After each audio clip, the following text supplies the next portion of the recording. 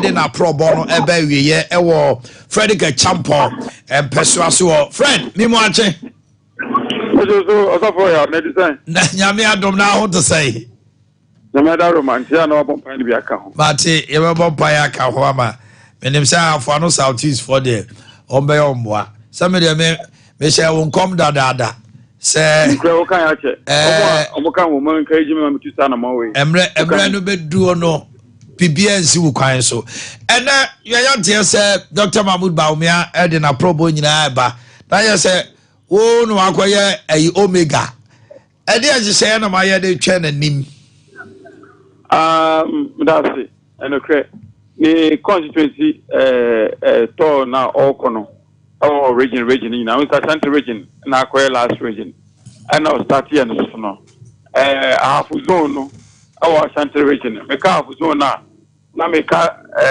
tepa man can so near to jama yeah there 3 districts and 3 constituencies you know afanu north afanu southwest na afanu southeast yeah na yakwa akoye last zone oba and last zone so no oba start afanu southwest no kwa afanu north na waba me ha afanu southeast ntimina makwa akoye last ntimima on the original program no me constituency na last in the zone, last in the region, and last in Ghana. Okay. Or the baby is our constituency to no sana other program no follow. Baby aka come no kwa ni regional rally no at me abasunti. Nya do program no kasa no pay. You know what jama yo mini rally grant was say. Eto no money sisi ha na da train excellency. The next president of Ghana, Dr. Mahmoud Baumia. Odru Ahavano Southeast na probo no ebe kosei program no say na nanoma trankunya obewo inspection bi oni say na eko. Okay, it is ofia Ahavano not na oba no oba first of course we were abiswan the big town or the ura yen Ahavano Southeast constituency and I district no from the other end and so few in fact office roba na office kwanse kwadia asempana yeju no na obedi kan dia room nti oba no obefita panaba nti obewura abesma kwa no baba abefikukum no room akwa room ahrom ne be first stop oduru ahroma or first stop no obe gina ho no aye meet and greet with room ona ajawnu a ona me free nti obechecha mabusu afọ ne mikrum fo ne enkofo nyina nti obe meet and greet wa room street ni na de akusi kronitia uya na afia ka to so akotabronum hona sabonum ahene ni paying for any ahem for ewo afanu southeast he nyina na asofo ewo afanu southeast nyina imam for traditional leaders opinion leaders influencers mo area ni nyina no come nyina bom from stakeholders no that's right no mo ewo meeting titi akra ebe sa meeting no ewo sabonum Methodist church to we summit na afino afeka awurom from hono sabunum nyambe kire camp adukrom brepo abi farmer ne test main road no so main road kumasi sunyane main road no so if farmer no yetwam o sa bisi asua de bruaso ni fokrom potikrom ni abadjama na adjama ne beye mineral no awadjama Roman School Park okay ne beye mineral no we are not say you know only every district enim say and ye the cameras be do achi na de be free mo babia no echina no pass we share mo atwetwe nkomo awrade ka ho na wono mo Frederick Champo that's it net we start for adofo nyina o mo person be support me campaign nyina this is the moment all right Frederick Champo na motese ne kaka no dodo ano friend achi a sports enthusiast a member of the Ghana Football Association na executive committee na nkomo ene ne etwetwe no ono na wo gina on the ticket of the new patriotic party ewo Ahafo Southeast future life ya mama chima kwa aba mo want to say yeah the body asem ene future life for we are na kwan ebebem se ene prophet kusi apia so bezo twenkomo na yeti ono so nsemba akwa ni de ono so nim efa abato ayekoto ehu mama ntio repair food yo future life for e de ba ha nkwankwan na de mamu say wo hwe aduane ekuta me ya future life beauty food either we see a future life repair food okay na nipadua no se wu nyina ya na repair food no manage ho pa che se wunyina na wapot no so na ewewe no da kase na sika se ne so ebe so na kokko ntim ye se friend asiatica ne din de ebe twe fa na kokko na so sisi afi na wo ye titiriti fi se ni padua no enti na woni nyina no eye dada afi na untimi enyina kura na wo nan ene wo nsa na ade ko pe bibi bedi se wo ka dem a ade e ha adwene ene chepe na kase na sika se no so na etwitwi sei enti ntina ho ma sa de nto be future life prepare food de bi mama hwa de na memra won chai. Hello, good morning. Good morning. Openina, what to say? Namia dumo na muswe. Yes, ye won ye mo akwa baba Sompa TV ne radio. Yanyante say wo nsem ba ko mienu bi ekafa future life jumedi omudie ne boa aboa anopa ye tio. Yo, medamase. Future life adan se na mbese miti. Beye busumi beye miensani. Minya problem bi pa me brebo. Problem ba ho minya cholesterol. Masa me brain papa na me start me nua ye doctor. Nti me start no o ma me duro bia na me nom na cholesterol do ni die. Masa ne nom enafom. Ana jumi ntumi na me tete me ne kusua na ade akye. Nti mi TV wa Israel FM program bia na omo ye na me tie ma me kasa. Me ka che me nua yi se, "Kwame, mi pese me ko di future life yi bi." Pela nkofo ti kan ma me no. Ye so ta nya bibiduro. Ono so da bi ta bibiduro ne ta no man de bi kamblebo no. Na me Kwame nkofo ti di si di adanse wa alignment wo no. Nti kwama me try bi, o ti de be na twen na me pon adwuma na me no nyina yakọ. Kwani akwa redi ahwe. Ansa na manusansa brebo no. Problem ba ho a. Wo de bibiduro ne ade ka e ha adwen. Ena me nua no pon ye na ofra me na ye nyina ye kọ. Ye kọto ni kunu ene maame no. Ne de wa maame ni si di ye no. O si memo wadru, memo waduane, memo we ni nyina abekọ.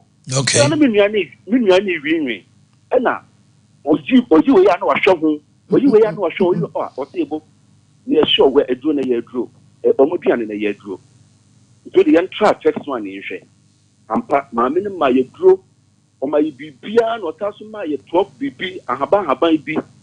Na enyume ma brand bi na manom ni ade na mi ti na ni no so say enje duane mu odu enha wo brebo no enua na me dama na die no apepepe me fra na najo me fra na enyume ma mi ha ma be ano no masa dan ya na me nua me kai Kwame enyo no me hu ni say aboa me ni mu na idudu ni ya me hu se bibia ba normal nti ni sa dia wo kwa adwuma me no be kọ no akọhwe se o ma ye 6 weeks se ye twa wa man nti pese akọhwe se dia ekofoma na masa ni me no kọ adwuma mu ne akọcheke ya bibia ba normal bibia no me brabo no problem na wom me cholesterol me bibia beda normal se me nua ne ntiase e mo se me nta so nkọtwe Central Hospital and down to be so a labs bio.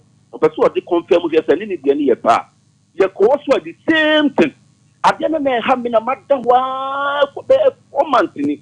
My see how I come on. You see how Umuasa you do. No, dear, my not first me frog was not my homemade. You want to plan my homemade. You see how too many can now for so. Wow. Almost tonic be a can tonic be a war at Robert. I life tonic. Miss a good beer. Life tonic, yes. You to me that. I don't know about that. Nobody free me the pano. Asedai nyame dia opani. Okay. My incur.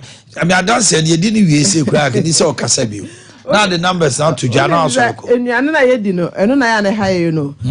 So obi ba ho na say no to no na o ka o wasan fra bi say o say obesent me di aduan bi na ha me. Future life na board that chon ban. Emma ya rent na ne peduan nti obi a me pebini. Enuane ne bo anya di o nti say odi ni na e kina wo nyare. There you be na kina bi betima yo. enti wo hwe future life am tina repair food mpese obi adi bi sese no entra maka se ne nsa fi se kase ne tokro dem dompe no se twitwi saa e ba betu be flat na say na wontiri ni nyina say me se me ba health sector me hu se nyankopon odo obia emfie ma no so pese onya 30 years e wo ho wo pese onya 100 years e wo ho e kwan be fa so abedi future life aboa me ne mabusu so bra na bedi bi efi se boa ni padua na nkasa no ni padua ne here balance diet de na wo ye na beauty food ni de wa wrinkles ba wanim amoamoa e dada no bra na bepe bidi e ma we de nyina e kama obu ana na ma we emremremre e food e collagen food from 25 years obia na collagen na wo mu ne kofom enti bra ya so ye ho na ye mo so full. Okay, let me pick you way so. Hello, good morning. Me Boakye. Hello. Hello, good morning. Your future life for beauty food ne biaba obia amra ya so ye ho udi a e ma skin ye kama wa wrinkles abu anim udi a 28 days pepepe wanim beto so kama obu o ha okokro otwi na wa mu ne nsa ho ne na ho udi a e ma we de ne kama mama nhwe se menya mama ya. Hello. Now what to say? Nyame adome oye. Yo, wada mama enti o ne wo kafa future life ho. Future life na me wo ba po. Oh yes because na me pia ye na pia na yehu ye. Yehu ye na me ko na mkoto madam bi o no kire mpe edure ba ko bi se me fa man at that time plan na ne bo na mpe 25 cedi. Na me sha se de ma kola be 12 10 years money. Me say ini akwa na nya 12 years. Me dia ma na this yale no hospital cry enko. Me ko hospital me pe na me so first na ni ye no. Ye ko hospitals but every man be I see be to be e dia ma no. They say ni no kra onom no ama ye nche dan fa man sa beg. Who say kwala no pa o problem sa. On complain bio. On complain say what ye say me who say di kakra bi ye pe me nya de ne ma the future life no me the future life me ye bi hu bibia No atiesi. Edro bia aduane bia manager ho a me dey complain pass wa wo bia me na ma that mamfo ba yes ko say bia no to be because me will be the it was a problem me By now team say sa ahontutuo ne how ne nyina kɔ. oh ni nyina Yede nyame ase. Yede nyame ase. Okay. Auntie Olivia, your phone numbers. Your numbers is 0242 87 80 90 0242 87 80 90. So for alignment. Interchange when you check pataso no ebi osunwane afijase mampon enkran ebi wo ba bia so ma da bra so your name of so e ho de oba etuetu onuane ankasa na oba na ma 12 apostles ni bia bisa e vegetables abe blend anom de ewo mu bia ebekọ so pese wonyini cha ekuta bra be the future life repair food and beauty food. Okay. Come. With the Yankopon Jamu. Yeah, the Yamis. Numbers 0242 Olivia 0242 87 80 90 0242 87 90 Yankopon Jamu. Yeah, the Yami Jaw so. What the Yami Jaw sabe 4 times, Olivia. Okay, and now one crying. Narada kwa kufado eko bie interchange bi your friend no flower pot interchange na interchange ya nana ABA.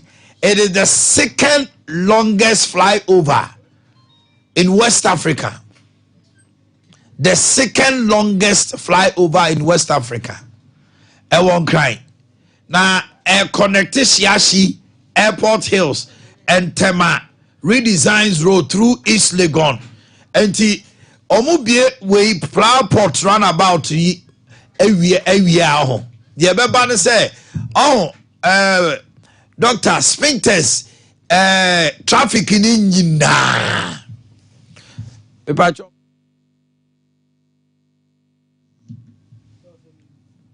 Oh, Radenya Gopo. Flower pot. Shiashi, yes. Spring test, traffic cleaning, and then Anabia, no, we are 802 meters. Interchange you.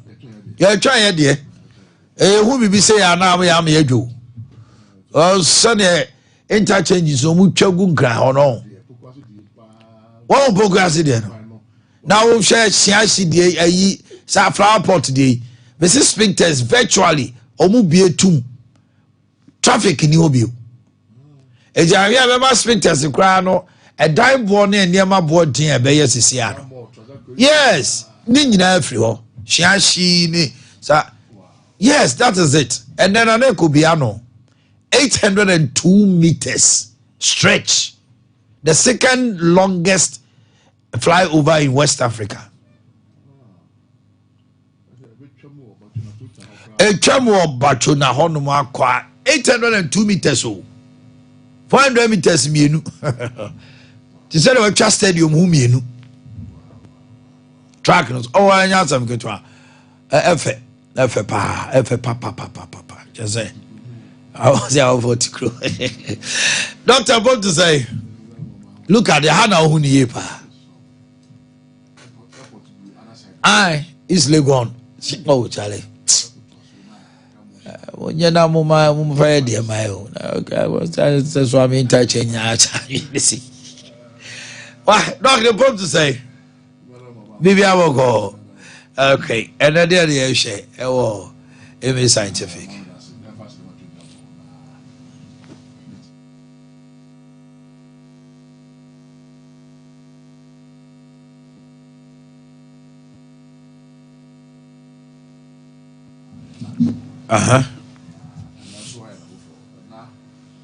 This month, month 24 a year so. That's right. The can diabetes was diabetes. On the 14th of every November, World Diabetes Day, and by extension, the entire month, you know, they see diabetes. I think 1991, and World Diabetes Federation for and make it that proposal to the WHO for say. Until 2006 and 42 more was every year on the 14th of November no me who are the Ghana and Africa over Ghana I say Nipa close to more than 1.5 million 1.5 million 1.5 million about diabetes and now you're diabetic. And now within that figure, no, every year, Ghana have say every year you're recording 200,000 new cases of diabetes. Every year. Every year. It's on a scale. Yes, in Doctor, why do you say we or you do a status of diabetes? I don't know, very important. Now, last year the other no say half of Nipa Mobino are not even aware. Some will be. Let's say half of Ghanaians on Nante Bob Rakobaba Onim so a diabetic. Yes, as only I didn't be we test beer most and Nipano or shows or will be or not will show signs of diabetes, but on your way we need that sour diabetes at the end of every. Wow. I don't think of late stroke yard suddenly will be not come and stop it. Will be a trash will obi one who come as animal no connected. Yes, the only no na one month who buy no be near my any kwan say oye no or hono mo a she that sugar no be rise ya bro so no go off document percent na ye be di nkomo we in the 10 minutes. Yes, dia me pese ye ni me wo hoyi e dia na be wo me nipadua mu a e mema watimi aka se we doctor no me diabetes. Yes. Chile. You will never see me and sa. No for man, Keto baby count. PPP, no. You can't air polyuria. I don't have name. Me call him and be test what our Bantamana or Johnson 15 times. Or Johnson 15 times as an Ade. That's a no on that. But Obetuan and Marquette or so or Nums one at Jono. And Nuntina say, or no, the order and be on or Solenum Sue. Enti na odwon so sa. You see, adwon so twa no, it may store up to 800 mils of urine. 800. Yes. There's a Boakye ketwa no ba kon ne fa. Just challenge me. No, it take between 1 to 4 hours and sana store. And sana yema. Na Jones wa de no kwa Jones. It is say o de so kwa that 10 and I'm also 6 4 hours saying na na ubenya wo mu. 4 hours be me something. Very good. There's also 15 times I only was saying at the end there. Only 15 times. The kind obi a Jones on 10. The whole honor was say daytime we go on so but no na do o to 10 o story no so o to show more than 3 times in the night check sugar 3 times in the night. Yeah, more than that. More than 3 times in the night check sugar. Regardless of insure do one na do no. And I say the wakwela na do bia no. So sorry more than 3 times check sugar. Okay. I know one. Polyphagia obi asu come do in 10 tem. Onum nsia. Yes, onum nsia. And check na ono say o na o to say go out. But on the truth not say dry. You say a friends you. Yes, body dey crave for so no. So to hear so tell them one say one. And John the oya abaka just say o media me num so ba o. SS no say sugar no enye djuma. The toss me answer polyps obi a dinner within a minute na what I say was so. When nya aduane ani sisia. Na ne ho po. Enfifi asase eti no na ne ho wo so na o didi wi am so afei why okay. Okay. So come do we are first na this but of late no I say we call now so na pa o ti bi a one no di na oy okay. But by 8 o'clock on di ya na ne ho so na ohu crystals won ani so. Very good. You say sa crystals we as gold be na ne na mo bi so na nkete na sa de ba odi ago nkete ba choose ya se wo sa ne mo we ya ehu se sugar no e bia ben enkwala de na hia me pa go so akwala no ntimi nka se ana on se de ana ehu no se bu won ma na de awo no akwala bu won ma de awo no and no gestational diabetes and no yes I know there was a defect of the pancreas and it's for me. So the insulin into me produce from the one. Hey, now last out to survival. Yes, but I'm on your one insulin right from time of no up to so.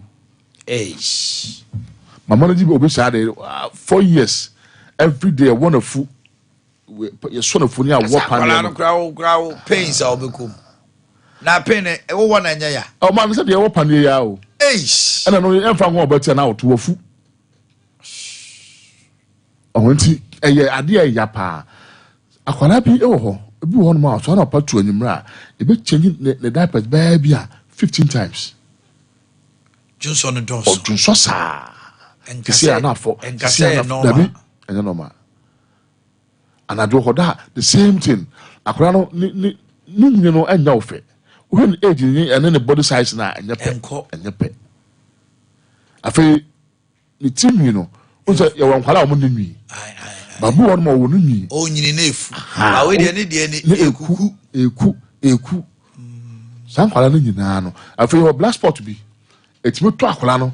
I'm almost a more calapano. Be on a corner baby, not black spot be to her. No master baby, not black spot be to her. The tea baby, no, not black spot to be. Se wo sane mo wenyi na wakora no ho a ye ho se sugar no e ya akoso anata kra bi wono ma wo so onum a omeda onum uja no fo na no osu mo aduana no uja kakra bi na osu sugar no ta se aduane ko ne ma na ayira okay sugar no or problem na de ana mi o yin se okura se a oh, you saw no more so my artist in our say and this how so obenya yes over do so good on my 9:30 akọ no say when you diabetes only baby one man na ehwie enso gu wor da enti ahofo e bia fruit and ka yitwa gu nso mango bi say no ready and that's what called that and just call it and say basis na but check test na yen hwe wo de na nkasa hwe sugar level no mama wo sanopa ya waso na wadanya na pa wo ne di yi na take sugar no na ye more than 6.1 millimole per liter na say ho koro no what the fufu what the banku what the barrier what the mo every after 30 minutes you check it na above 10.1 ah so de na broso do the me ma raw figure no wo ko check abisa na yan kan kire wo uni di ya ni ko say quarter 6.1 udidi a ni ko say quarter 10.1 na obi ya hwende ya na ya bi ya si ono no 14 ah my obi di quarter 3.3 sugar sani wa wuno namo na de ade hu ya say nkwala no pese no me say drink bia de ma oba no bia no opa kope glucometer je de say sugar no bi wo fie o to drink na de ma kwala no ma hwi akagu egu cap mo na fa test tube ni bi se meter mu na fa to sugar ni mu na ha dodo be record ama wo ase kwala no kra ehia se me mo drink o ensuo o my drink ni go no ma say ma o mu ko school ade e drink ase at the same mama o mu no drink ni be say wa fa ensuo Prophetic back on. No, she half cup agum na wonom. Jesus. We call the way no kofa no and the bread be na wodi. And say the order she half cup agun so. The penny for grant to say me there. And this cry. This will call sa carbonated because she show. O pankers na ya djuma from ala bremo ade anyini o. It is insulin na be produce no. Nia won to say for Friday. And no should be bread to say akwala de. So what I say, auntie, imagine say, you see, I say, oh, hold my home be yoya, or to say, joint be yoya. So you know, the same thing and a honor. The more win you know, there's a production of air coffee. Okay. Now, a balance one here, one amputation bit my bar.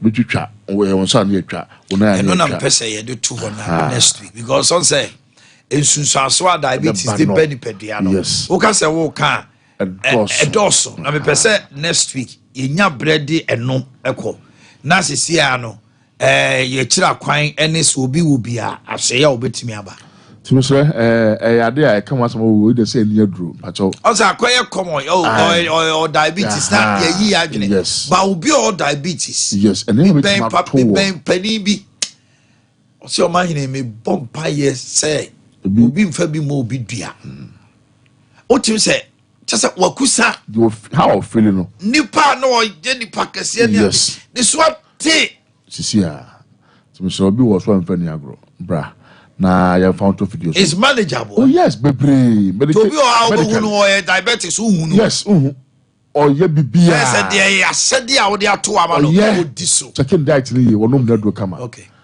but o twem na ko wonso le dia ani asomato so at say the Bantam ne found to do so manage emfa amount so kuma se hade ya na do ani ache atwuma tachima that's right aba so follow a custom bi ho tan so hemfi ono ma custom bi ho no na ohwima station no kan for no so musi wo St John's mukasa mo ko amen scientific ba bi wo bia no na wa from 0277 00 1234 0277 00 1234 and 0241 36 73 49. I know that's why I lab now on Tiasia. Diabetes would yaka be on Tiasiano. That's our lab and ask can be a and that's on WhatsApp 0241 36 73 49. Arau Sharifi Yagupon. Next week, make a date with doctor. Now, Yamungram, the second stage of diabetic and comodino will be our diabetes. So, Bema no de Bebe, yes, see no be or crab, Bema no go, Bema to me, a top from say tem. Now, oh, TVS in us, and go in so. Prophet Kusiapia. What to say? Yamidi foi oya brantia wo nyini sa. Edwene de kakra wo de tiri ho but sama wo ka no hye. Mameni kan ma wakwa aba ma Sompa. I'm the first timer wa bahadi. Na sorry to say, asafo not to say nyame adom ne mo mpa ba sorry koso kama you be a koso kama edo badias the microphone is on, Mr. Mona Mon check mami mami Musa ebrebe na wo hunu say nyame ebie wani wo amanyo abato ene hu sunsaso. It was 2015. Now I'm with the Church of Pentecost, New Tafo district, New Tafo area. Nzongo. So your Church of Pentecost yes, baby 2015 tokwa esia and kremofo no ko say no. Okay. I saw them. Okay. Na tina ye be Friday place amena me da no kakra. Odi on bompae. Be bompae nti Sabrina Pentecost mun kom se bia ye worship na bia se kom ye wo urade anim na nyame afo bi so ahye kom obi so start me ma na nyame nti na me hye sankom ni bi ebi a me sorry a de bia ebesia na ebesia so dem ho no na urade afa me so aka nti bi wonu ma week ni mu a na se na ade na si to that time me presiding Daniel Fernand Atayeboa na one da kodwa abra cement mu shemi nkran se bibi o menyere me ho timu ana mpaebo ni mu na 2015 na radi bie mani na me hu se yato aba na ya boba ma o mampani ma anya 44.96% na dana do anya 53.47% na me kana so dem nti me kan na the late Anthony Akuto say hu nipa ewo ho ena obona mane ti after ayina a church service na minya akọ na nipa na de brem se opani Akuto se so na me kasa ena one me kasa no so obeba Kumasi Saturday no na oba obehia me woni fie okay ti me ko ni fie no na den one me kasa ye no kire me said the vision ne tie ne ayi a kwaya me kire ni moni ade nti wonu na that time of frɛ na po bo na mane. That was the first day I mean Napunsu Kasa and Tinyamen Chade. The following week, Friday, so prophecy ni science so. And non so 90s from penny for bio hono no musube farme ma sabre no 2016. You could deal man penny ma chika cry senka e bedani abano bet na untimi nane. And to no mame musao. And penny phone be far no. Now if is obet mas Sunday nyame yachro. Oh, say my county prophecy date me 10 no. Prophecy can be 10. Yes, prophecy can be 10. It depends on said year. But that time no na me said year na enyeman so city a I told them ubusa mama driver a friend Aita. I told them say when it turns grana the country can turn to something else. A bit me a brady. Now yes old church say bibi sisakra. Yes. O man no betimi agwa denteche ama moja be hwegu. Sure. It's my prediction of 44%. Yes, for Mahama and 53 for Kufuado. And 1990s for no so muntimi attack me and I said no. They know say nyame fam so kan sama sa pepepe ne isi. Okay. Fast forward 2020 we have prediction. Yes, please. Then now yeah. Then now okay. So Ghana web ni baby a want to me holds the keys.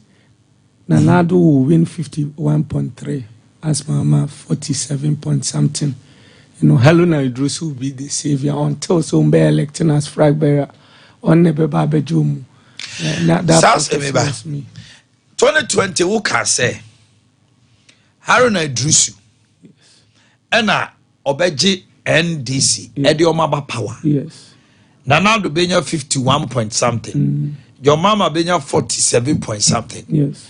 Okasa Haruna Idrisu and then you're on a flag bearer. Into Obeda Beji. I told them say until say me de me hunu no. O my obi a okoyan ofaso hunade. Okay. But me de Awurade ma me hu say it will be very difficult for Mama to become president again. Ti me can say until say e be a Haruna Idrisu ebeba no. That time I can say about NDC for engine to say be court. It happens. Inti sansu ne koye muna me share nkom se senkama ma yi bi awu da kokran ke be run off ansa no Lucy. Any senya me nchade. O ka se senkama ma fa. Former CEO awu da ko fra Santa Rita. Ko betime piaba no Akoranoff and so go be loose. Yes, go be loose. But when you know there, yeah, what I'm who say a done deal for President Akufo-Addo second term. Okay, that was 2020. 2020. Now, you'll do 2024. There's a new face. Our MPP mu.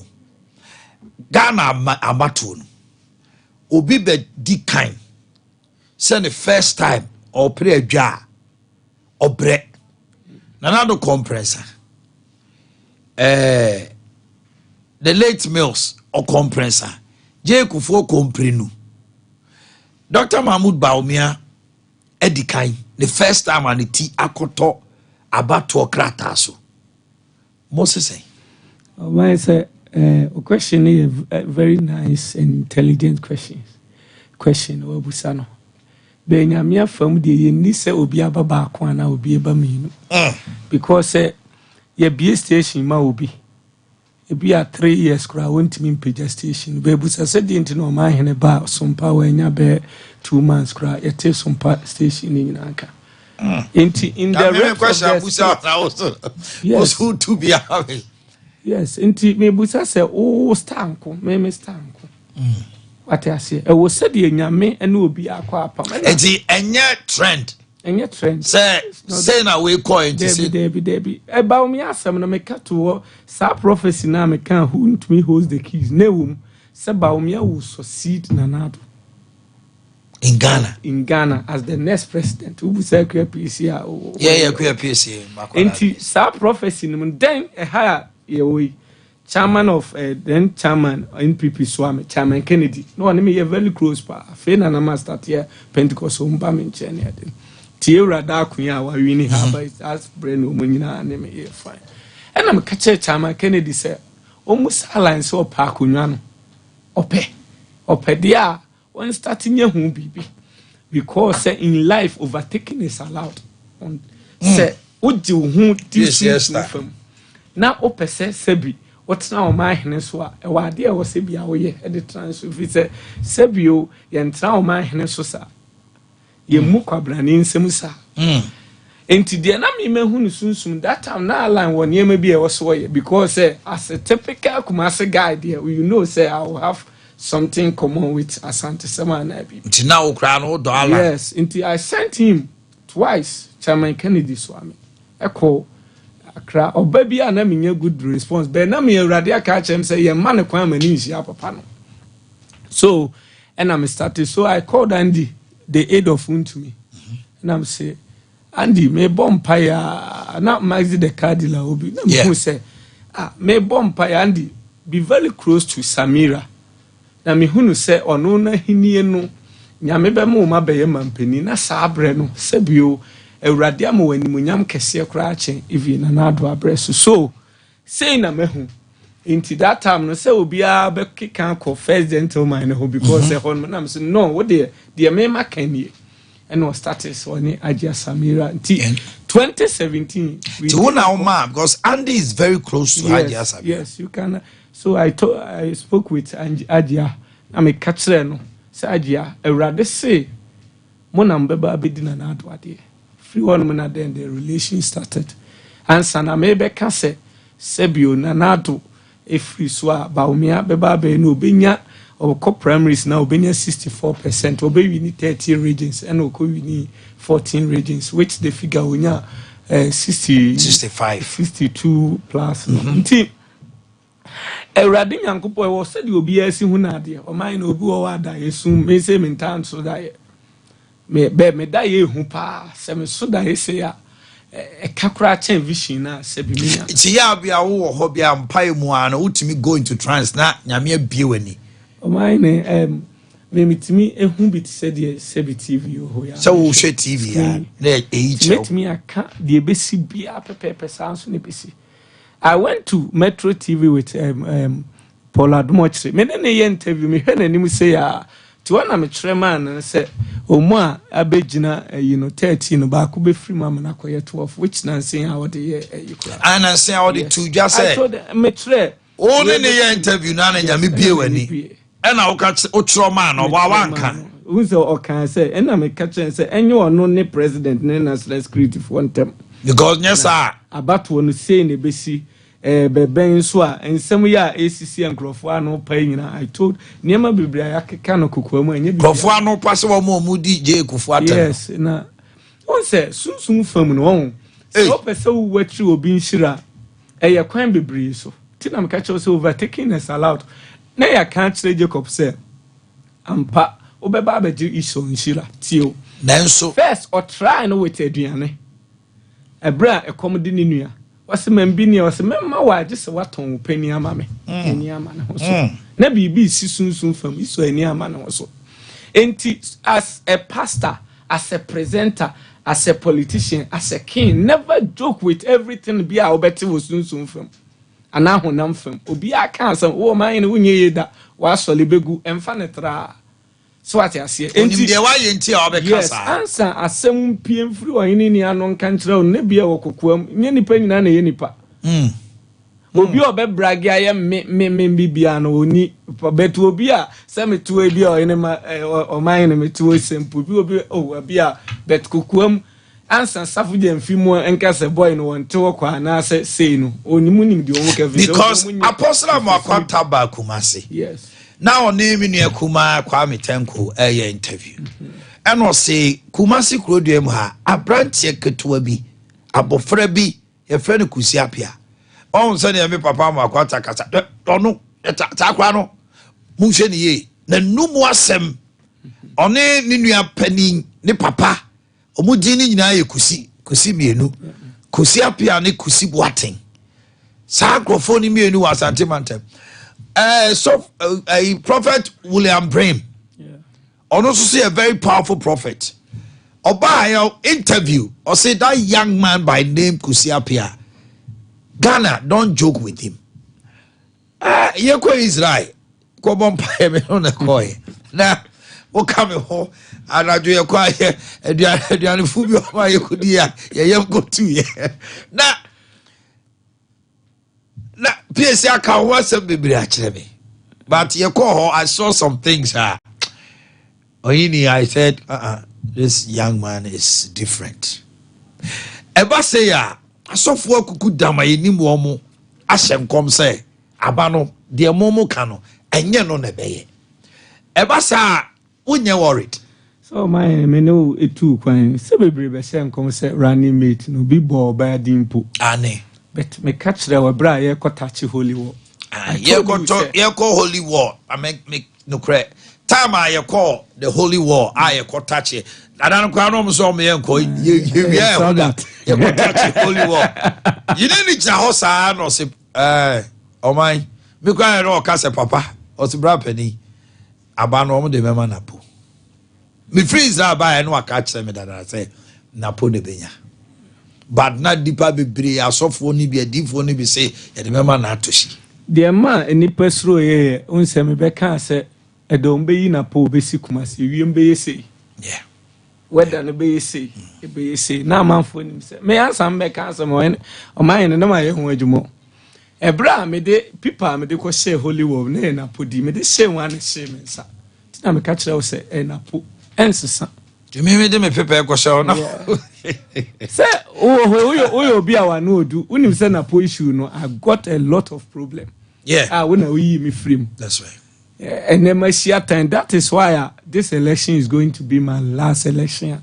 When your election, you may be, because I have to concentrate on my ministry, and it is the priority. And I'm framing. It's not about election. We create enemies, baby, because nyame farm so I see don't get here. Me and ambassador on come say obetche of Sompa fumu with wow ba what to no has been a breaking news. Yes, I want to make say African Cup African team be drew World Cup semi-finals. Sa prophecy ni down. Tino mu kromo di echi and when I'm saying come say Radinyan African people do semi-final. Yes. Oh, that baby World Cup. Yes. Morocco ko no. Yes. And when I'm saying come say I see don't get between him. Omo say o ntimi be to Swampofo. And one person, Omanhene, you can't. Won't mean first Canada. Me sa breno senami you be a me pesca sema. Sa prophecy ni beda on nan commit me the nyamu bet.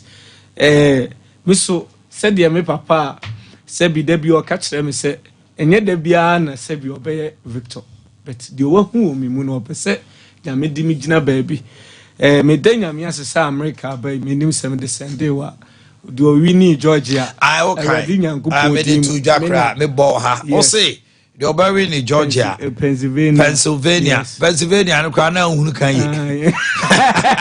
go school okay said Georgia Pennsylvania Chicago Michigan Ohio yes 5 no the obey winning on the American yes. president and yes. so the last one was Pennsylvania you can say Donald Trump are winning Pennsylvania yes. you said it yeah. okay no I'm saying a week crowd sana omoko elections it's more than a week crowd enti sa prophecy ne ba ema Kamala Harris for Scott our Georgia he contacted me no say opese oma camera ewini no credo omu brofo no ma he no mu kan mu odin enti me ka chen say ono ni seat ni de we Yesu di mu Awurade Nyankopon di me ye de metumi bia ma Awurade afam so am na ewini but ma me ne de me ka se nyame animunyam se me ka se ma me ni benya na ma bro nyame then it Scott mo from America yes me ba no a opese nyame dum da ye besu enu ayi omu parliament nyina me kwa kuja no o America yes Georgia one wini ho Scott me ba no tuntum ono wo Kamala Harris side and the OBT no Trump side it ono frel sen kam betima e bibi o ho aboa Kamala Harris and I will say enyeye Ejuma is that why international yes I'll say yes wow Oni yeah Scott enti ejuma maya ya den ma me pa ya mi ejuma that time Yami national organizer I did everything me na nyame fa me so na everything even the final day kura na gomu kura ewura ground so I told him say Oma ko ani din kan mo de solo ku bebo de solo ku ne ba that will be the turning point or discover ba ontimi nche but I did everything yeah me I know ye humu ade oh nya bibia na even ground day Friday next kakra ani ho Saturday and of friend and papa no I'm match for and I'm say time say train grofo we mudin bra time say we be bro by 6:10 pepe no friend me say uncle for nyina discover and I told them sabre we new speaker awo Catherine and PSM je machi ni say omura osofu ya judi de bet ya mintimi nya na me say wo Yesu di me Awurade kan asema obetwa me tikura wona megina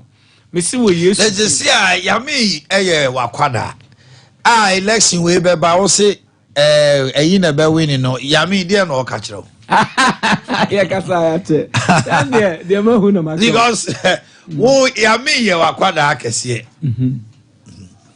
woni no na edey woni na di komo onko elections o kan dey be CSC and they who say ka kire ya me ono no national organizer o kwa probo say aba no enye onu na be wi nye ne party na be wi how is he taking it kasa ya che o ma entina me kasa say this is going to be my last prophecy about elections because it creates a lot of it was there the base on election the election ya to awie Omanhene me de me nkasa me nko ne nyame ensawo me so na mabe but sebi ye will be a friend president abai ABC enema bebre wonu ma makase ABC sia ACC a yesen grofo hu se enam kwan so a eba o ka say nipa 13 no baako e be free amaka 12 yes esi ye ma me akwa don kokko yes and I told them say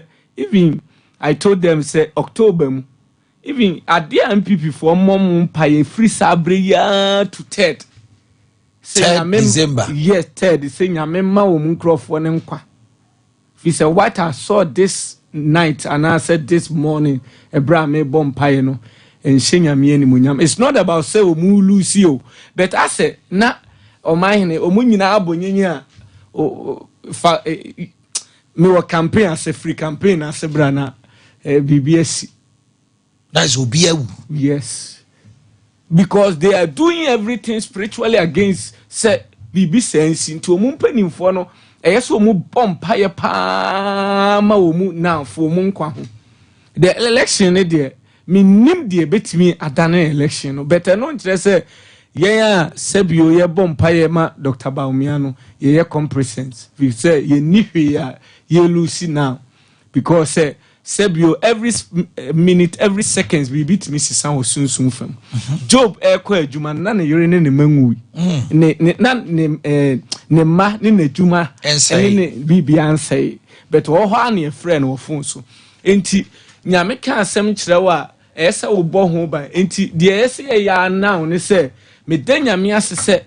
Ba umia timu no both in Kremofo Christopher Gidi Asofo when you nyina ye one and a honor ama bibi onse u rebi mu camp a we se me kra na mhye nkoma o mampani mahama first a honor so ada ne ntokwa but oba ye inside dia o Omanhene obi obewura kumase bia je so oni ani obehu se akra boni bi okumase ya because me ngase say yo but that day we say omo try say omo best na che ballot boxes inti tafo kwabre kwada so mensia north both mensia north mensia south and met me a tre baby a two bedding can to ho nyina kire wa men kire wo ba ka kire wo of wa ka kire mo ha say it two be to Asante region one yes said the be ya omuma enipa mpie nko sebi e be bonkrofo hu anopa na no muntimi mpie se ekoto aba because they knew say election is over Omanhene prophecy ade bia ye de se form bia na egusunsuo ma efifi na egunsrene na so aba ameyate timo kan no mo gusunsuo yes obie ni won ma nyame de talent man crofo no bi de ko share form now spiritually yen kan asem tell me say metu kwan abra Omanhene me ni passport it takes bia obi di bone na nyame mu no bibia atimi ye ho but jitu say yes system abon so ewiem bie na awohu abofo so awrade anye no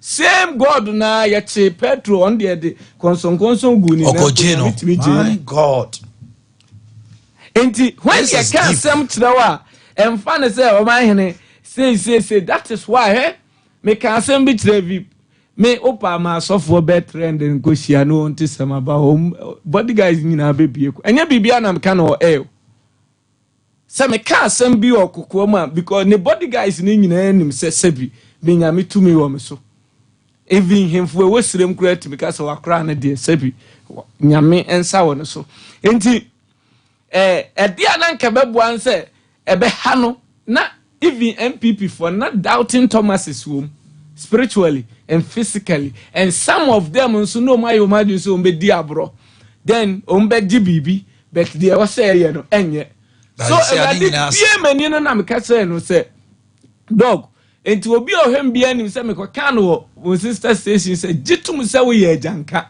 uni obi a na ye wa jitum say we ye janka uni obi a then serve prophecy ni to eno mu ye said no I have to come say me metritre mu ye na me say what this ohutu nipa so Bible say no men can do ne hutu nipa so eno ti na ono afa ne campaign no to ho so then onia e friend Aziz the bodyguard na o kra ne buta ne bibi and then went to some place ne sad ne sa kopie then ne bra hu say enti ansa emu wan na me ka kire ne say ye ballot obeyi one bibia ne ho no ma besesa one na no obeda one on the number one represent what something a man for fa ne tra the miracle of God and it means say abana obeyi ne no one touch.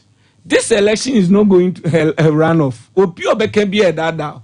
Me no men ka se bi say but nyame ncha de ye adwuma ye bom pai. Mama John so minim said there ma be na wo ni so awe.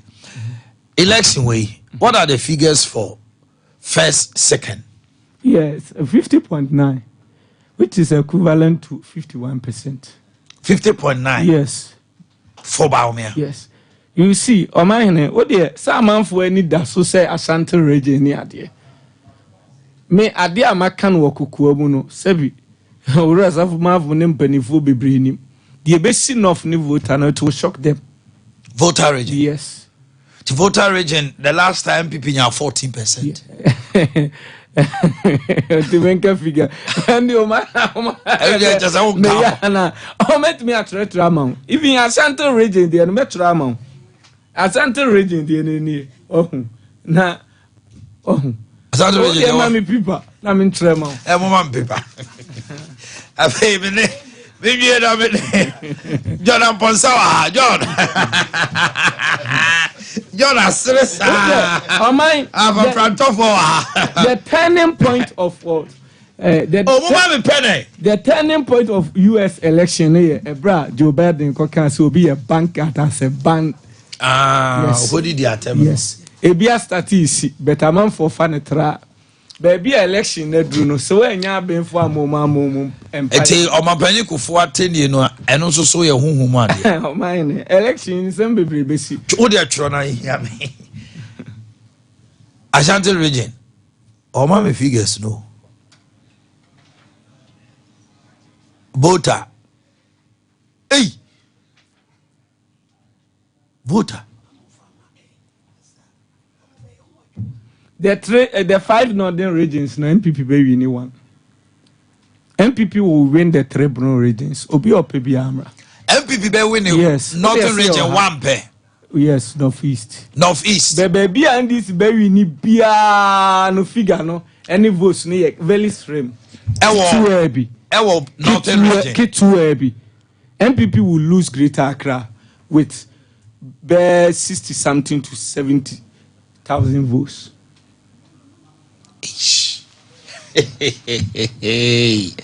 What are you figure out? Obi Benya way difference with what 1 point what difference of 1.2 million votes. Region B. Hey, what am I saying? I'm recording to my wife. Say what? Now 7 against 9 regions, but spiritual MPP nya 1 region be aka ho ama akoy 88. See abebo. To say abane be we ne be 88. 88 against 8 regions. 3 Bono regions ni na MPP be fa. See what? Bono half of Bono East. See what? Ashanti Eastern. See what? Central region. Yes. Western region. Western MPP afa. The 1 region here there northeast. Now you say 8. Yes. Say oha. I say mo wa ke modu. O man say oha. That time I make Gazo baby ni 14, 13 regions. The baby we need 14. O man me answer me make answer no ma shekuku o ma ye ho adwuma. Abo ho pae. Enye say that region na wa tro no me I have never doubted you. Because me doubt you. Me know got na Israel 10 days. Me din kan be kan say odru voter na obi abehu so wadi ade na crowd obi nya ho no. It eda ba bia. Because this vote obi anye and sir don't joke with a Muslim. Only Muslim or proud ya ade bia ese wo ye bia wo bom pa ya botra. It's not about blasphemy and I say they believe in everything. And this man believe in everything. Or the adifodi, or the asofodi, or the incramofodi. Mami Fonsia. Oh, this Memo Asaba. Before I said the Bibia John Trasimamina. To me call Neradian Chamine. Say no be a Siguka. I know be asiko. And pa me hwem na me chama ye to aba ne Friday abe Lucy. You can call him. Aba na urade se ye beto ne Saturday. Sabro ma hye bibia bi. Me ka tell no na Monday, Tuesday, Wednesday, na hye na Friday. Na dia ye frɛ no na na afia. Esi chama. Ba ma chana. Chama say so for him say oh ba form kakro. Aba ye to no Friday a Saturday. Na me say urade free ye beto no Saturday because now ba no ye Friday. Yes. Ye to no Friday so anka obe Lucy. Stadium. Yes. Now ba no ye Friday. Ye hu de ba ya ye see on the Saturday. obetimi afre a kandapa fast no rek the oye that day no mu nyina starting we say no akure some of it one endorse obi nko papa nka say akura we and say you know nti me de oman me change me anim na me nim de nyame beka e de nyame ka nti oman say ya na besi bibia ni ho ebesesa bibia ni ho no ma ebetimi asesa no prophet nobody can turn it. And this election is not about religion because Genesis 27 Abraham free mono what they say ka say yema Isaac nye na eye nko Ishmael ne Isaac ne be ye papa yes omienu na ye papa na ye bu adentina adru ebra say ye to aba na say afedi asofo obi say obi ye kramuni say yenya sade na esa na ye twa no debi de wo man anim no nye papa wo and so obi senkom no de mpuma atum say bo abato ne ho ban ye say o de mpuma atum me say awurade say pa umia be wi ne on the 9th of what December. Omanhene say nya metimi atwere time mama me ne bebo aba ampa wantu beba ampa figure we challenges bebrebe but de nyame aka no na waka nyame asumdwe awurade asumdwe kan prophet kusia piara botene kan hey John to say I'm from top for one amuko I want to move in abana de ja prophecy aba so masra John to say nyame adom man na ma probo ko say you can say Omanhene nyame adawroma ekoyi pa. In fact, Oshe is submarine strategy na use ye na. No dey more use pa. Ye use pa. Am for Timonka. David. So mo ye adwuma. Ye adwuma of from pa na. O ye politics. Na hunu say enema miensa dead. Obi openokre. E resort to propaganda. No hunu say ekotia no. Number 1. So o ye politics na hunu say a drew point be ye dragini pabem. Point number 2, say President Kufo, they were Bob Bradbury. I feel ye dragging up them. So may ye endorsement. And what's no who say, and Niema Kutia. To fi say party no na kasa papa wa me can be. Yes. Ye drew. Yes. A pubunumu. Yes. Omanhene. Are you sure? Ye mubi no. Ye nyine pi. But ahombrase any penny for echi nanti. Mahunu be. Ye hunu what is politics. Okay. So what I say, ye will breswa, ye invite religious leaders. Whether they saw it, men kase entro. Obi or not sorry, no ma good prophecy about you. Ye hear some message, because there is a correlation between prophecy, a go in your bidding, and voter turnout. It me quite create say as soon as in a bed winning dia any mento enti eno so ye weapon enti say meka enyema miensen ebom say edrum pempen so a party or wabem or all the resources to himself. He's now resorting to propaganda. He's resorting to propaganda, resorting to statesmen, and resorting to prophecies. Pe mehusu omalusu. Almost MPP lose. Flat. Now the margin will be bigger. So for yaka, prophet, yenina ye hian empire, fisi ye nipa, ye gusu bobra. But Miss Me catch row, wa mani dear. Miss Me mouth figure. So, mammy, what the idea? 2 things. Astrology and I say, oh, yo, Miss Media and kabum. Data and research. So yours is scientific. Mine is both scientific and intuition. So by your intuition and scientifically, one winning. About way. The first projection is runoff. The second projection, me papa moon find chemi.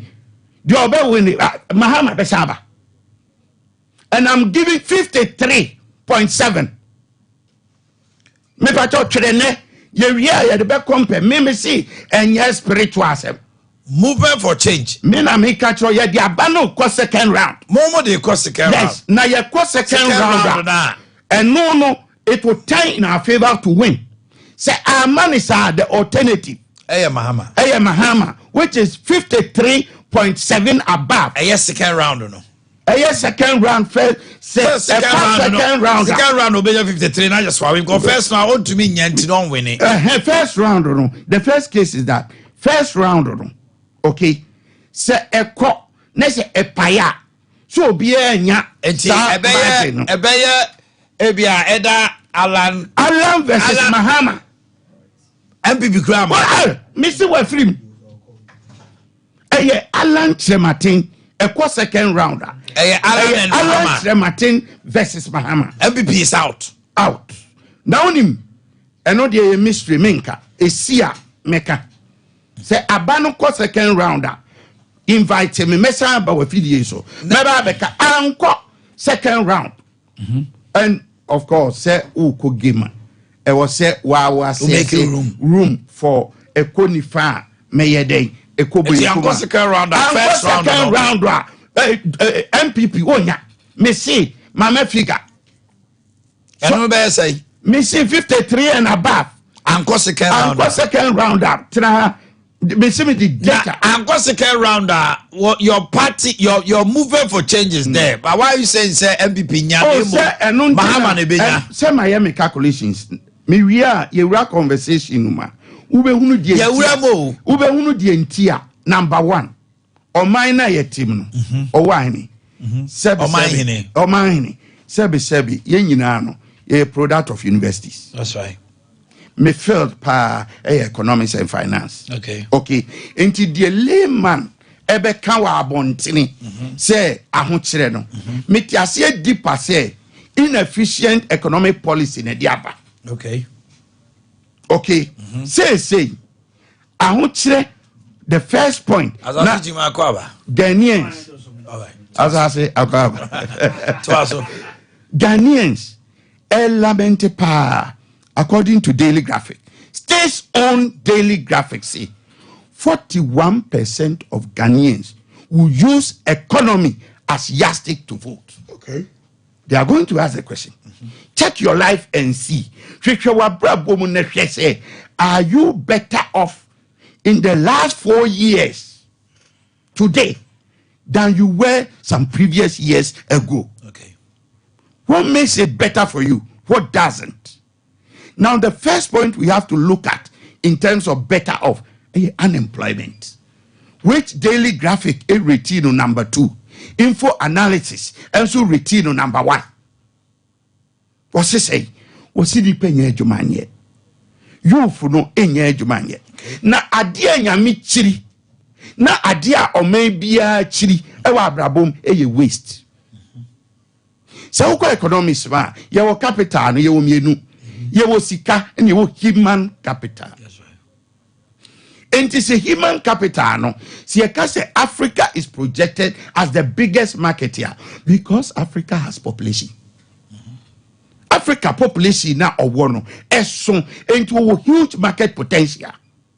Into be funny say see we Ghana for youth energetic and wodi wo mumu bebre na free SHS esandi bia be kan na yenye dwumanye na over 5 million youth aged between the ages of 80 to 35 are determined over 52% of the people who elect who becomes the president of the state here.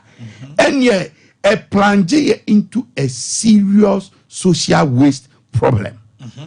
Because you for the one will be beer, but only windows of opportunity to work. Minya. So we figure here making so for Kumasi Stadium. Over 40,000 people. That's right. So your calculation here, ube se figure na eni adwuma ye no. Say ye do mo kogu stadium a, ube nya stadium e massa times 7 and over. This is the problem Ghanaians are contending with as we speak. Now, so you way free where Ghanaians are also contented, according to the same research. In fact, so Piekrum now you nipa 10 pia ubenya 7 kase there is high cost of living apart from unemployment. Now there who on unemployment no crane say every year over 300,000 students free universities aba be kan omu a epe juma omu nya to look at the situation. Obi oye skilled in terms of education. Obi oye skilled in terms of sebe skills na emu every suku. And also when you're skilled, one will be fighting for a job for 5 years. Multiply 300,000 by that figure. No, by 4 cry say. It is huge. The unemployment rate is huge.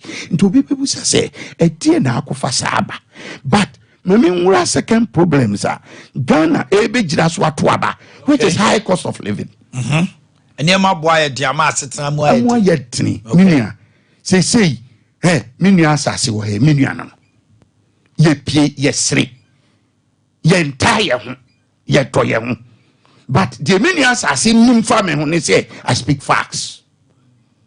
Nothing can let me defend lies.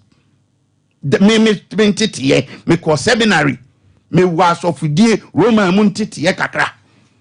Me I don't why you can't take lies for me to come and project, including my boss. Lies ya minka. Okay. To be enemy. Opie Ghana Kumasi Accra Central Region baby to be a kind of one. Any part 10 7 out of 10 say amuchire ayedini. Na sabi yenu ya nomwa ankoja the privilege to do the course we did at masters. Se oman TBB ase ewe kono minima meneo Omanhene we have ourselves to blame because ye die equal school ye koye edunti na media adwuma baako education. Omanhene die woman say se wututu sikasem ni se economy no eje won nsemu a titiri eni se wu import more than you export wa u be meet inflationary problem. Inflationary problem ni say corona wo tim no eniema bo ebe kwa nanim se nyina enti enra uto kwadusa 5 cedis ene wo kwadusa corona so no o say 10 cedis. No be say mami na ye kwadu won ka say nra na mbeto o say baby am free banran me ban ya to case kem. Oh, that one who said there is a correlation so between fuel and transport and then prices. And you can say the moment ya manage economy no ama petrol bo every 16 cities about over 50 cities no say the ordinary consumer no will bear the grant. Ne who bet no ama ordinary consumer no adie na auto no dwom no ebo na kosoro. Now the rate of increase also bet say the rate of depreciation of the money in your pocket.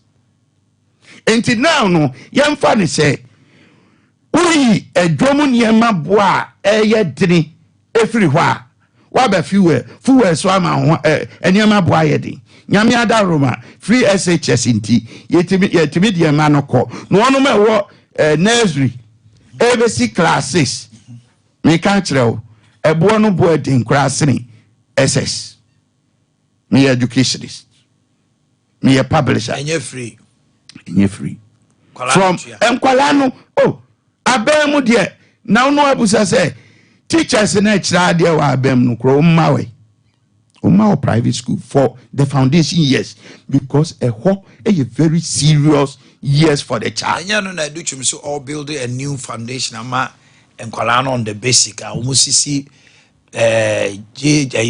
primary schools are yet abefudie ewo basic. You talk of infrastructure, you talk of content, and then you talk of delivery. A tuchum I have much respect for. Onim. Uhumia. Tina 70, he is on course. However, what is the reality? In philosophy and in economics, analysis here, two facts come in. The first fact is normative. The second is positive. That's right. Saying it here, na saying you. I don't know all year reforms. Say before years ago. And by now, dear, can see who affected. And with time, no effect is not there. The effect, a bank a Ghana for benya edutum home faso after over 8 years. And only a friend of long run policies. If that's the case, there's any man at us. Now, I make a tell say, edutum economy. You see, the problem is the meltdown of the economy. Why? Because economic progress, emusika. And you use to sponsor social program. And the economy is so failing. So what I say, we are no, international world meltdown. And I say, I buy way into a policy failure. I buy not sending there be once to send near me. So she more. Any park will boa MPP pa. I didn't know. I bring economic industrialized economy. I bread Ghana. Obianti me in film. I alanko jo chemati. Samobe Kaya 2016 elections. Adia MPP ede winning aba. Eye niema mienu. Free SHS was 1. 1 district, 1 factory was 2.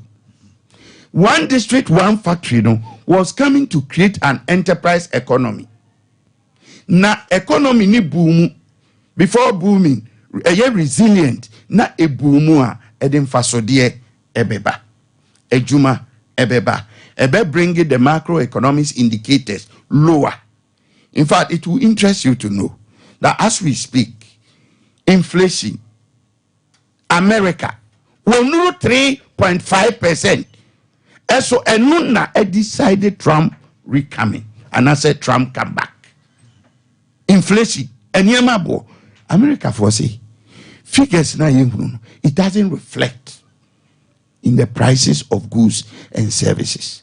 Na inflation chronano waye no humotia ye na wrap up na waye no humotia bi te say so we salaried worker ehwe musika eyi usika efri ho enti Jamaica kire etiefo nyina ne say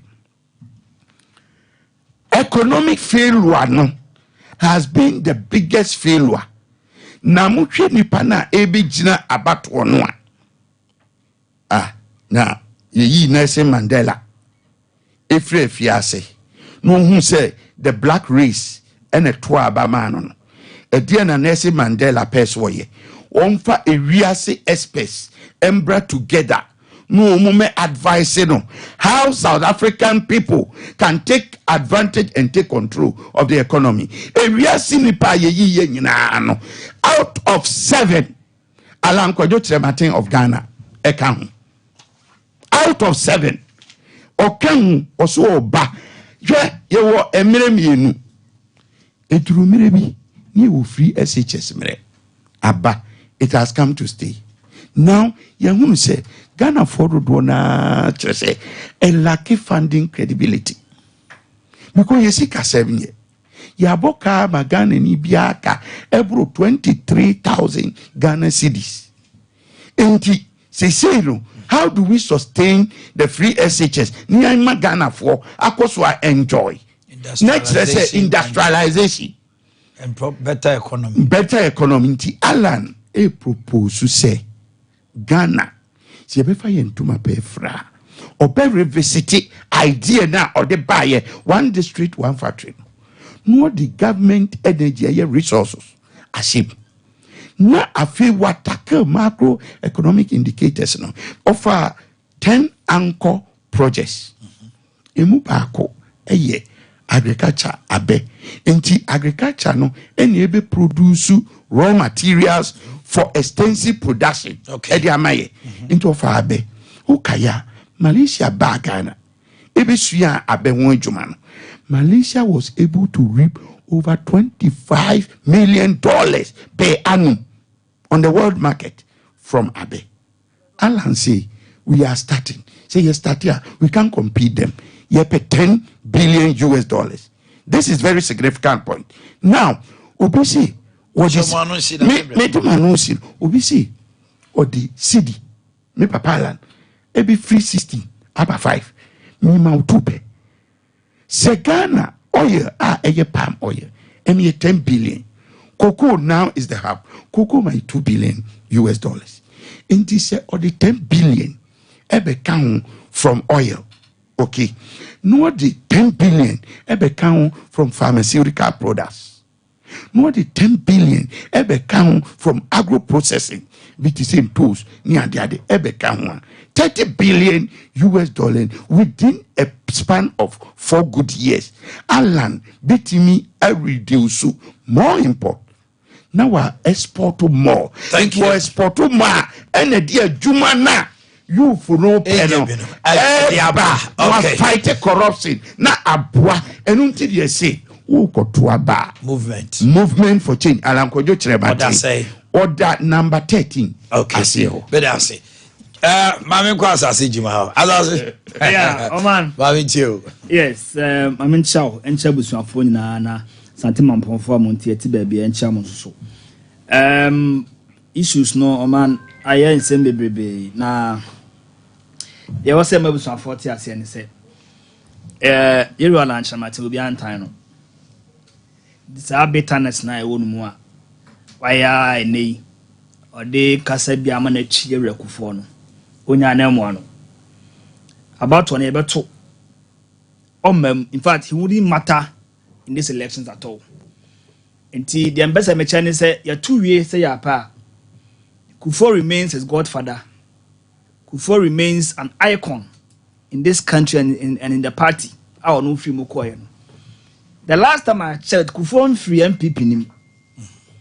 And it's like if Alan has an issue with Kufuor endorsing Bawumia, it's how bitter and desperate a senior man obetimi aye. Was he expecting Kufuor to endorse or no what he is what yanana? Nti ehon one who say apa na o kasa hwe na kasa bi kwa kasa ti apani, but it is not in our DNA to speak that way. Uwo amanyoku mu aya trade minister, in fact the longest serving trade minister in Ghana. Una o say wa bonto unu e kan 1D1 F7. Granted. So beka say ye call about was wa MPP nya campaign message. Abra ye trade minister. Enti niama wo ye wo trade ministry ho no. What is campaign message? What is party's campaign message? A aggregation of Ejuma ministries, department, agencies aye put together. And they form me a message. Aye to abokasa. Yes. And to who know a minister for trade now we didn't feel soon. What was your achievement? Some of you on what the years I'm not me no and I'm yes. And I got a message for the party. So to come and tell us say what the minister in feel soon. Now party you about to us why any message you know. Are you fit for purpose? They say why them? And I'm now money this for to say when I Allah ni pe kasa and ba umi o mam kra mahama ne Allah na beko na no na ndi ba kwa kotna afie bi so Allah ni pa say ai ento banwe na ndi sanya majority in parliament just say the mu ye nyina no amagana for hu say na from abo moto ada was akoko because you didn't mean well for this party and mo sasa eyi mu fi mu a mo de akotna bonten. But Ghana for we are looking beyond the Amoka Kana. You see, election is a process and an event. Region higher TM. NDC and the PNDC at the year in this region. And until we share and Kofua Omiji Wamu, our Ghana have among the same one, near Sonny, a show or one near the likes of Free Fanum, Champonum. Look at how they died. The kuwa a bagana ha obi a young kuni passed the yanko for no a champion coup. It was a bloodless coup. 72.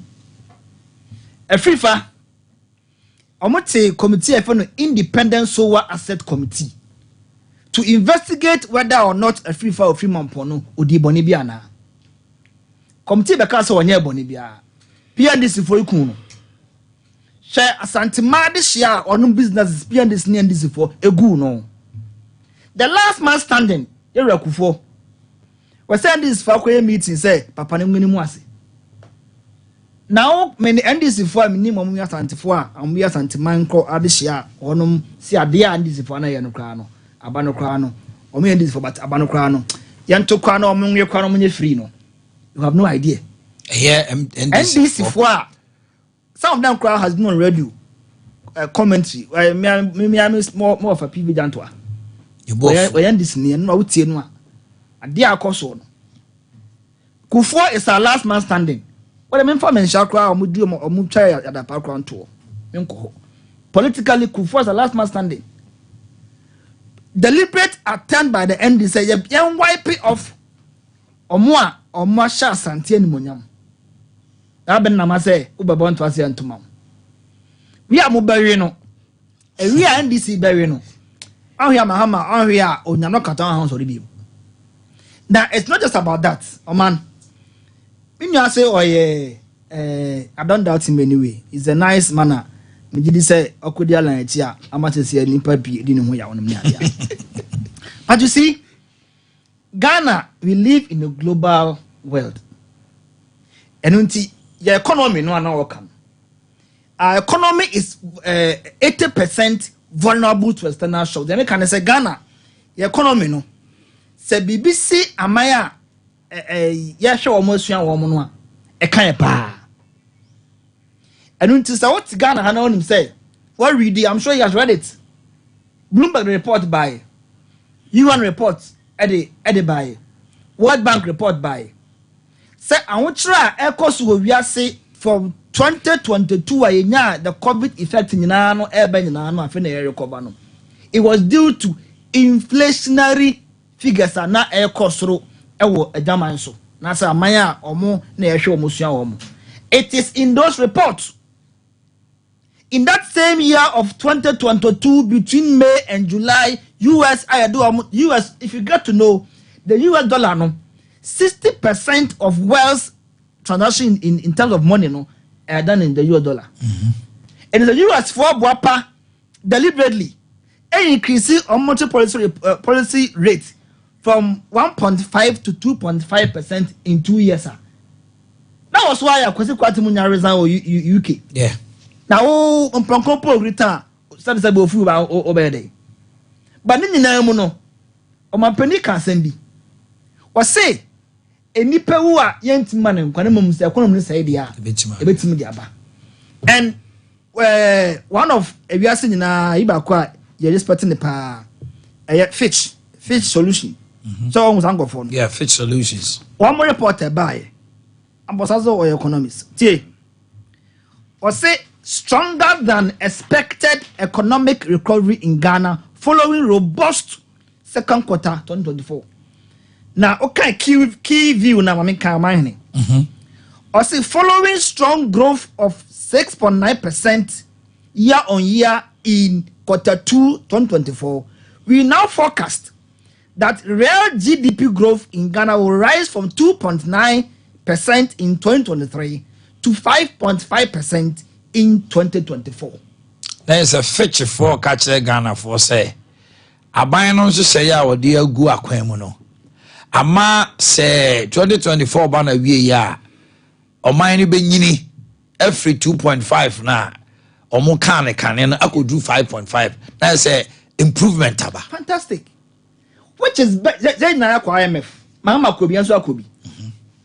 Mahama Koye no. Or the economy no. In fact, on kwa de wasasne obi a de baby na 14.1 de buy be do 3. Yeah, Atamils level in 2012 14.7. Na owie 3.4 no. Yeah, be fire no. Averagely the economy was growing at 7% before COVID came. Even 2021 record buy a economy na 5.2. And now you see a 5.5 de be this year. Now Robert say na economy to about 100 be. In any case, election ben Ghana ya kwa na ye major economy once mama. the year 2000, 2008, 2016. Now, every let's say could be Omanhene na economy nsem ebem. Asetena mu nkomo ebem. Na masa who told you say you can't party abon ho modern wo asetena mu nkomo a NDC ne Alan Chamatin ono Alan kwa dem na mfan tonche. NDC betimi aka che say you can't ban ya ba asetena mu modern money asetena mu nkomo akoso a obetimi na toto ye. Amamuo ne ho nkomo no apomuden kan wana. Are you telling me say NDC ne obi akatuma bon wabon ho modern apomuden wo sne MPP fo ana? How can anybody or no so a political watcher ebeka che say eba apomude ho nsem a aban bi obon ho modern sene yakufo da aban talk of Mahama Crown was sankra tinkra. You understand? We need hana na no you are waiting for air pilot to or drone yeah you can for air pilot to drone yeah drone ye hodma in 2018 I deliver over 18 million drugs. Kamala Harris amukana semi okan make reference to Ghana in Michigan the campaign. Now maso ho da yeda. Me no can say dialysis from December 1st and free. Man, tell me something about the free. Omo ko kidney, omanya kidney problems. Yes, 1st December ban say free. Eti kromu a ambulance obi a 77 nadwini mu ha and the satia the impact of ambulances in a civilized world. Yeah, yet me about within 2 years, etima provided ambulance Sani actually 307. Yeah, for paramedics, I'm Omojuma, and I'm Cromo Biamubi, Benz, and Namu say ya. Obataka just say a bendy pattern moon coma, and this will be snay. Omara Aquine, and this was it. I tell moon como papa snay, yeah, MBP by our Aquine home. Education, I'll come with them, and then work as waka.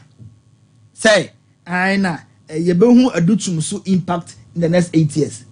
Now, Mamma, no, yes, next month. And now, what to say? We are not young combi say, you are so very next year. A Mamma, continue something, quiet him. You understand? It's Banchina, a Januso, and a tre. The last 15 to 20 years, the best WASI result has come under free education. You could not come on here or more excel or and until I don't remember no quite nothing. I just a beswabo. I shall see our air swabba, but do no pompon so no said in fear watch in fear duntum. Not gonna naffy, a far level. You understand? And until may come with a phone at as I say. A ba MPP. Mr. Sam Naba. A ba MPP. See a quatuaba. Up a penny obedi and him. Edia call the next level of our political or national development. Also John Dramani Mahama.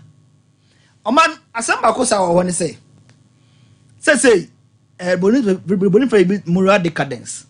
Say ye queer nim no. I was say in crana edit wonum no. Omuhu oman penufo esunu wonum ban na omusia wom. Wa wotie me no. Mahama ni ba omiani. Wana okobi odo bobojan so wonte no.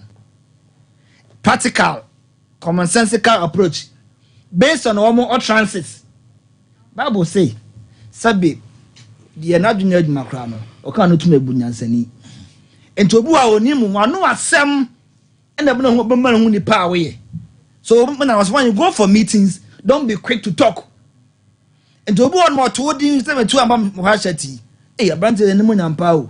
Be on almost how quite you on tattoo. And I wonder what young April to me I would depend.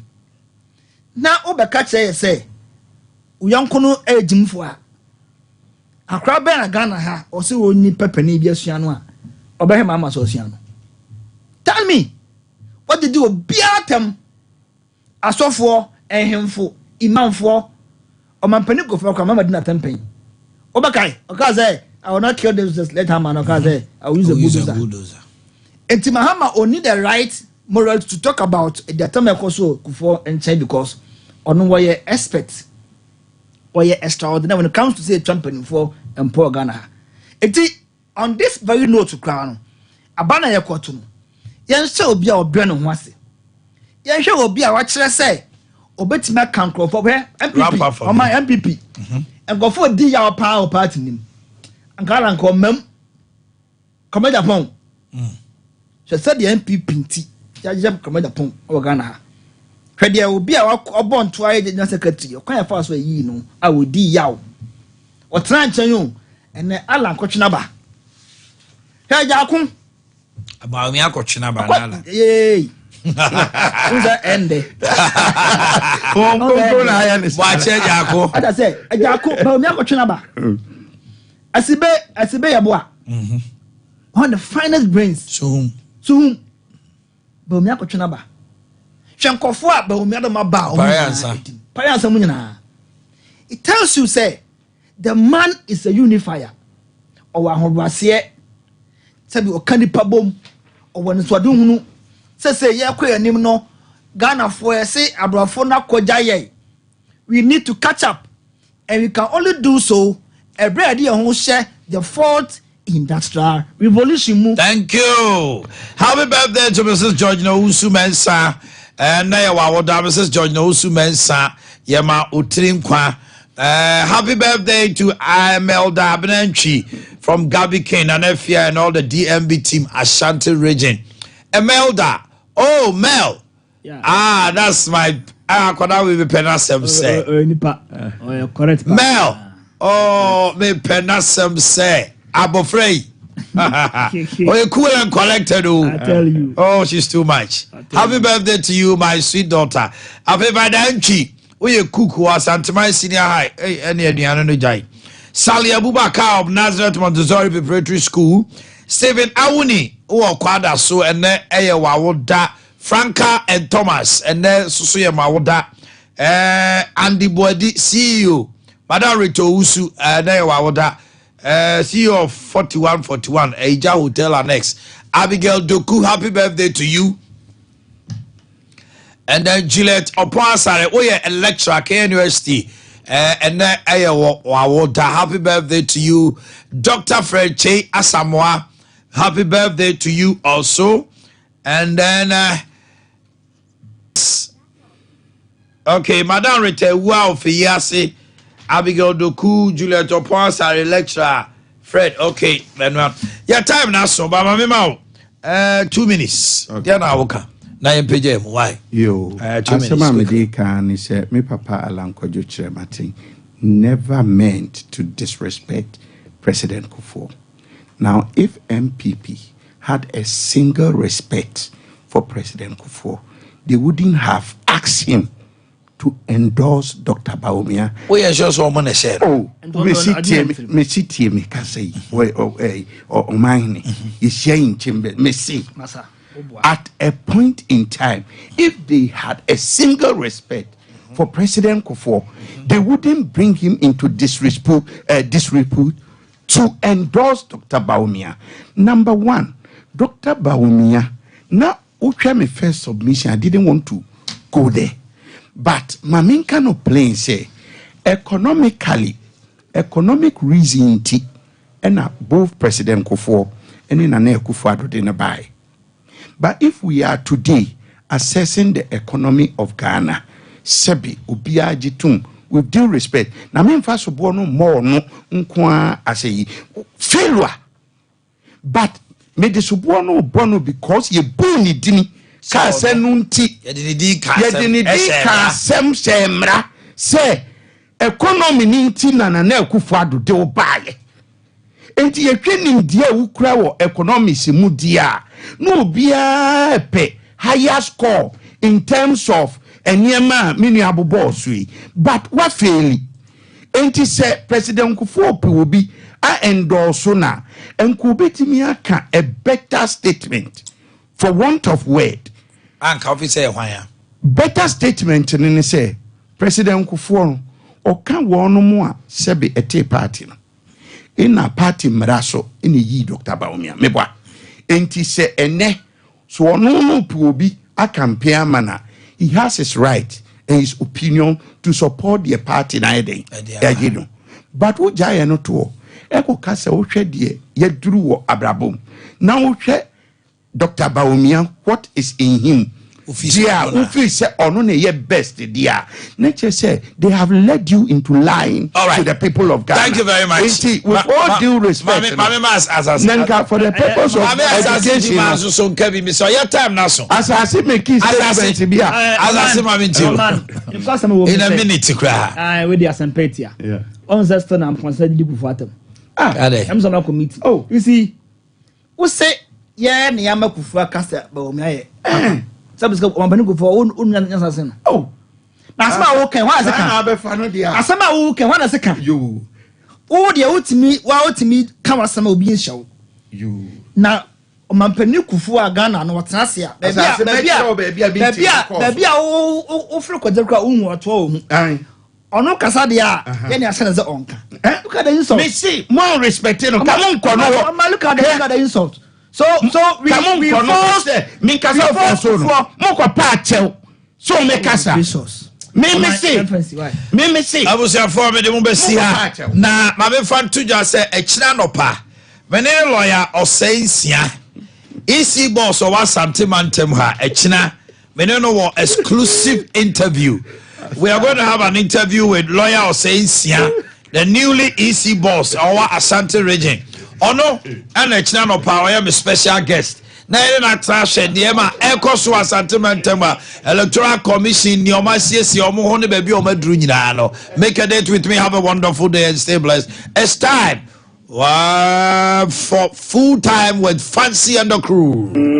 Let's get ready to. My name is Kwesi Antich. In this region, sports is all about Sompa Sport. For the thousands in attendance and the millions watching around the world. Are you?